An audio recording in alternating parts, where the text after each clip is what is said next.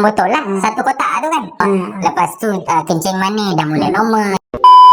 Saya ni dah dialisis hampir 10 tahun. Lepas dialisis, pening teruk, badan lemah. Dah lepas dialisis, sehari sebelum dialisis, dah lesu dah. Belum ni memang tak cantik lah. Oh, okey. Itu tinggi, ni tinggi, semua tinggi. Tapi yang terbaru saya ambil, minggu lepas keluar dia punya keputusan, staf perubatan di center terang kepada saya lah keputusan dia. Okey. Dia kata kencing manis, sebelum ni kencing manis memang sudah tinggi. Oh, Sekarang kencing manis cantik dia. oh, macam mana? Sebelum ni hampir 800 sebulan saya nak kena bayar. Ni Pasal ya. darah memang kurang saya. Okey. Darah kurang, darah kotor. Tak cukup bersih.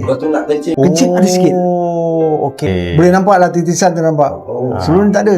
Maknanya air kencing dah mula Ada keluar. sikit, Lepas tu kencing manis dah mula normal. Apa ni, kolesterol tinggi, bacaan dah normal. Baru 6 botol lah. Satu kotak tu kan.